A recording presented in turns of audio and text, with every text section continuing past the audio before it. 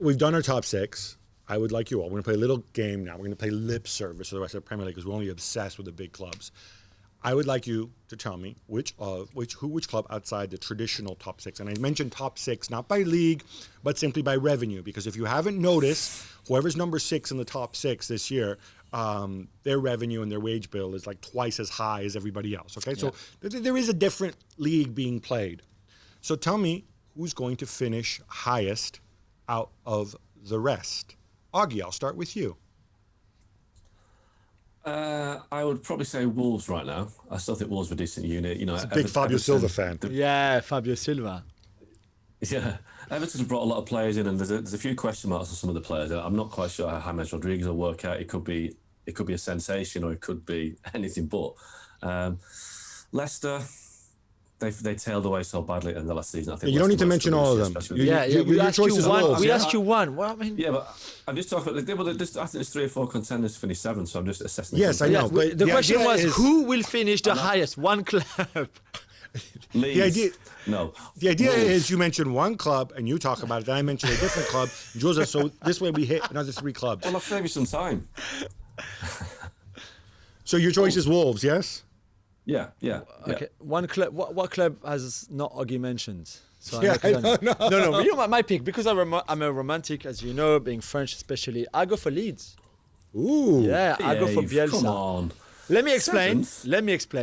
I think. No chance. Yeah. Why not? Why not? No chance.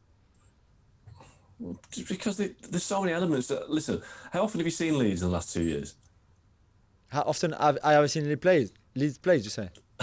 They were fantastic at Arsenal in the cup tie, but I saw them a couple of times last season. And Leeds were great for that division. But one thing that they will really, really miss is Ellen Road in terms of the hostility it brings, and that is a big thing for Leeds. Okay, but if Sheffield United can take the way they play in the Championship and do so well, and then bring it to the Premier League and also do very well, I think that Bielsa and his players, who've been together for a long time now, who know exactly how they play, plus the very clever recruitment that they did already. And I think there's probably more to come between now and the end of the transfer window. There's definitely more to come. I hope you're right because I think Leeds being an established Premier League club is great for the Premier League. Yeah, we all say that, Captain Obvious.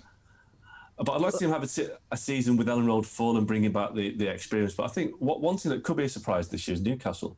I think they bought well as well. I think Callum Wilson is a. So you laugh at my Leeds, and then you come up with Newcastle and Steve Bruce. You said about Bielsa and Leeds, and then you come up with Steve Bruce. I mean, Marcelo Bielsa eats Steve Bruce for breakfast, right? Well, that's what they said about Chris Wilder 2 years ago. But I think there is some merit though in, like, nobody expected Chris Wilder to do so well, right? And Sheffield United last season, and when you have a club that comes up and they play a different type of football, it takes time for teams to adjust, and I think they can take you by surprise. Because I'm sorry, but Chris Wilder's team, apart from Billy Sharp and Basham, of course, Basham Bauer at the back, it is a bunch, and Henderson is a bunch of no names. Who'd ever heard of these guys if you don't follow the lower divisions, right? So there is something in that, and the way Bielsa plays is very different, and I think it can take people by surprise. They need it. I mean, I know they brought Rodrigo in from Valencia, but.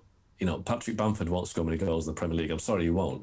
And they need. I know, but his Twitter account's going to be really funny. Sheffield United didn't have a prolific goal scorer, and they still did really well. You don't have to have 25 goal a season striker to do well. Nobody's mentioned Everton. I don't think you mentioned them briefly. You gave them short shrift. I got to stick up for my boy Carlo.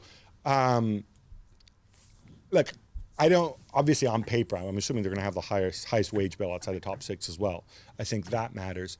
He has signed players that he knows very, very well, especially obviously Alan and James, who he's worked with before. And he's kind of put his rep on the line to a degree. Everton have bent over for him and given him everything he wanted to a degree that he really hasn't had at his previous clubs. To some degree, maybe at Paris Saint-Germain a little bit, but certainly not at Real Madrid, certainly not at Chelsea, and certainly not at Milan. So I think this is interesting. This is almost like Carlo playing director of football as well, and I hope he got his sums right, and can finish 7th. Is Marcel Brands on holidays, or did Marcel agree to all of that? Do you think? I'm assuming he did. Maybe Marcel Brands gets little gems and Carlo gets the guys he trusts. Thanks so much for watching ESPN on YouTube. And for more sports highlights and analysis, be sure to download the ESPN app. And for premium content and live streaming, subscribe to ESPN Plus.